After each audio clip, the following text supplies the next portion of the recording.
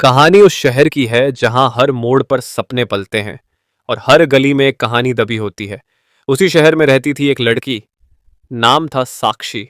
उम्र मुश्किल से 20 साल। मासूम सी शक्ल, गहरी आंखें और दिल एकदम साफ। साक्षी एक मिडिल क्लास फैमिली से थी। पढ़ाई कर रही थी एक प्राइवेट कॉलेज में और साथ ही करती थी पार्ट टाइम जॉब एक कैफे में। उसकी लाइफ सिंपल थी। सुबह कॉलेज, दोपहर जॉब और फिर वापस हॉस्टल। लेकिन उसे भी था एक सपना, एक ऐसा इंसान जो उसे समझे, जिससे वो सब कुछ कह सके। और फिर एक दिन उसकी जिंदगी बदल गई। कॉलेज में फेस्ट था। स्टेज पर परफॉर्म कर रहा था एक लड़का, राहुल। राहुल स्मार्ट, कॉन्फिडेंट और हर लड़की की नजरों का स्टार। साक्षी पहली बार उसे देख रही थी और राहुल की नजरें जैसे उसी को तलाश रही थीं। उस शाम कैफे में राहुल आया, अकेला, और साक्षी वहां वेटर की तरह काम कर रही थी। राहुल ने देखा, मुस्कुराया और बोला, काफी अच्छा परफॉर्मेंस था, लेकिन आज तुमने सबका ध्यान चुरा लिया। साक्षी थोड़ा मुस्काई, थोड़ी झिझकी और फिर वहां से चली गई। लेकिन राहुल वहीं नहीं रुका। अगली सुबह उसके इंस्टाग्राम पर फ्रेंड रिक्वेस्ट, फिर चैट, फिर कॉल्स, और देखते देखते दिन रात की बातें शुरू हो गईं। राहुल ने साक्षी को स्पेशल फील करवाया। उसे बताया कि वो अलग है, खास है। और फिर एक दिन, साक्षी, क्या तुम मुझसे शादी करोगी? साक्षी की आंखों में आंसू थे, खुशी के, और उसने मुस्कुराते हुए कहा, हाँ। लेकिन जो लड़की समझ रही थी कि ये एक प्यारी सी लव स्टोरी है, असल में वो एक जाल में फंस चुकी थी। एक ऐसा जाल जिसमें सिर्फ प्यार नहीं, प्लानिंग थी, धोखा था और एक खौफनाक अंजाम था। साक्षी को लगने लगा था कि उसे उसका हमसफर मिल चुका है। वो राहुल से हर बात शेयर करने लगी थी। लेकिन साक्षी को नहीं पता था कि राहुल अकेला नहीं था। उसके 3 और दोस्त थे, विक्की, समीर और कर्ण। तीनों राहुल के बचपन के दोस्त, और चारों मिलकर प्लान बना चुके थे एक मासूम लड़की को फंसाने का। प्लान सिंपल था। राहुल प्यार का झांसा देगा, फिर धीरे धीरे भरोसे में लेकर लड़की की जिंदगी, उसकी इज्जत, उसका सब कुछ तबाह कर दिया जाएगा। और इस सब का रिकॉर्ड, सबूत, सब उनके पास होगा, ताकि बाद में उसे ब्लैकमेल किया जा सके। और अगर कुछ गड़बड़ हो तो उसे खत्म कर दिया जाए। राहुल अब धीरे धीरे साक्षी से मिलने लगा था। उसे महंगे गिफ्ट्स देने लगा, उसे शहर से बाहर ले जाने लगा।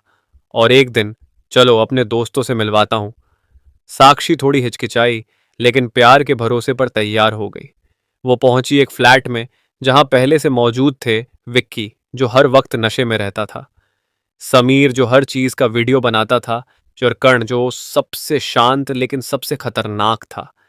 राहुल ने साक्षी को इंट्रोड्यूस कराया, ये मेरे भाई जैसे हैं। और साक्षी, जो सबको राहुल की नजर से देख रही थी, मुस्कुरा दी। लेकिन उसे नहीं पता था आज उस फ्लैट में उसके साथ क्या होने वाला है। राहुल ने उसे सोडा में कुछ मिलाकर पिलाया और साक्षी की आंखें धीरे धीरे भारी होने लगीं। उसे दिख रहा था कि सब कुछ धुंधला हो रहा है। और फिर ब्लैकआउट। जब उसकी आंखें खुलीं, वो एक कमरे में थी, अकेली नहीं।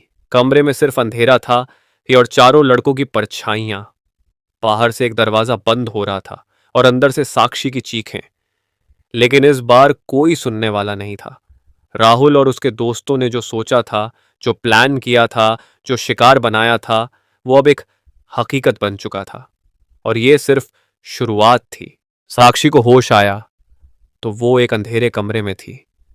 उसके कपड़े अस्त व्यस्त थे, शरीर दर्द से टूटा हुआ था और मन आत्मा से भी ज्यादा जख्मी। सामने लैपटॉप की स्क्रीन पर वही चारों लड़के थे, वीडियो कॉल पर। राहुल बोला, अब तुझे समझ आ गया होगा कि तेरा असली वजूद क्या है। हम जो चाहें तुझसे करवा सकते हैं। समीर हंसते हुए बोला, और तेरा हर मूव रिकॉर्ड हो चुका है। अब तू हमारे इशारों पर ही चलेगी। साक्षी चुप थी। गला सूखा हुआ, आंखें सूज चुकी थीं और विश्वास पूरी तरह मर चुका था। उसने कोशिश की कॉलेज में किसी से बोलने की, लेकिन डर, बदनामी और कौन यकीन करेगा, यही जवाब मिला। राहुल ने रोज रोज बुलाना शुरू कर दिया, कभी होटल, कभी फ्लैट, कभी अपने नए दोस्तों के लिए। और हर बार कैमरा चलता रहा। वो अब सिर्फ एक इंसान नहीं रही, एक प्रोडक्ट बन चुकी थी, जिसे इस्तेमाल किया जा रहा था बार बार। लेकिन फिर एक दिन साक्षी ने हिम्मत की। उसने पुलिस के पास जाने की ठानी, लेकिन राहुल को भनक लग चुकी थी। उस दिन वो चारों उसके हॉस्टल के बाहर पहुंचे, उसे जबरन गाड़ी में डाला और ले गए एक सुनसान फार्म हाउस पर। वहां न कोई कैमरा था, न कोई नेटवर्क, और न ही कोई इंसान जो उसकी चीख सुन सके। करण बोला, अब बहुत हो गया तमाशा, अब ये लड़की जिंदा नहीं रहनी चाहिए। राहुल थोड़ी देर चुप रहा, फिर गर्दन झुकाकर बोला, ठीक है। और फिर उस रात साक्षी की सांसें हमेशा के लिए बंद कर दी गईं। उसकी बॉडी को बोरे में भरकर एक नदी में फेंक दिया गया और सबूत मिटा दिए गए। अगली सुबह न्यूज़पेपर में एक छोटी सी खबर थी, नदी में एक अज्ञात लड़की की लाश मिली। कोई नाम नहीं, कोई फोटो नहीं, कोई इंसाफ नहीं, और वो चारों फिर से कॉलेज में, फिर से लड़कियों के बीच, जैसे कुछ हुआ ही नहीं। लेकिन क्या वाकई कुछ नहीं हुआ, या कहीं कोई था जो साक्षी के लिए इंसाफ चाहता था? साक्षी की लाश एक हफ्ते तक पहचान के बिना पुलिस स्टेशन में रखी रही। कोई नहीं आया, कोई नहीं रोया, लेकिन एक लड़की आई। नाम था नंदिता, साक्षी की हॉस्टल रूममेट और सबसे करीबी दोस्त। नंदिता ने जब न्यूज़पेपर में लाश की खबर देखी, उसकी रूह कांप गई, और जब उसने पुलिस स्टेशन जाकर वो चेहरा देखा, उसके होश उड़ गए। वही साक्षी जिसकी दुनिया राहुल था, लेकिन अब वो दुनिया खामोश थी। नंदिता रोई नहीं, उसने बस फोन निकाला और साक्षी का मोबाइल खोलकर वो सब पढ़ना शुरू किया जो किसी ने नहीं देखा था। राहुल के मैसेज, वीडियो कॉल रिकॉर्ड्स, जगहों के पते, होटल की रसीदें और कुछ अधूरी आवाज रिकॉर्डिंग्स। नंदिता ने तय किया, अब साक्षी की चीखें दबेंगी नहीं, वो बोलेगी और दुनिया सुनेगी। उसने सीधा महिला आयोग और एक क्राइम रिपोर्टर से संपर्क किया। कुछ ही दिनों में केस खुला, फार्म हाउस की लोकेशन मिली, सीसीटीवी फुटेज निकाली गई, होटल वालों ने भी बयान दिया, और सबसे बड़ा सबूत, समीर के पुराने फोन से मिली एक डिलीट की गई वीडियो क्लिप जो पुलिस ने रिकवर की। वही रात, वही चीख, वही चेहरा। राहुल, विक्की, समीर और कर्ण को एक एक करके उठाया गया। सारे गुनाह कबूलने पड़े, क्योंकि सबूत इतने थे कि अब बचना मुमकिन नहीं था। कोर्ट में जब साक्षी का नाम लिया गया तो उसकी मां कोर्ट में बैठकर रो पड़ी। बोली, मैंने तो सोचा था मेरी बेटी बाहर जाकर कुछ बनकर लौटेगी, पर वो तो लाश बनकर लौटी। जज ने चारों को आईपीसी सेक्शन 376 गैंगरेप, 302 हत्या, 120 साजिश के तहत उम्र कैद और एक को फांसी की सजा दी।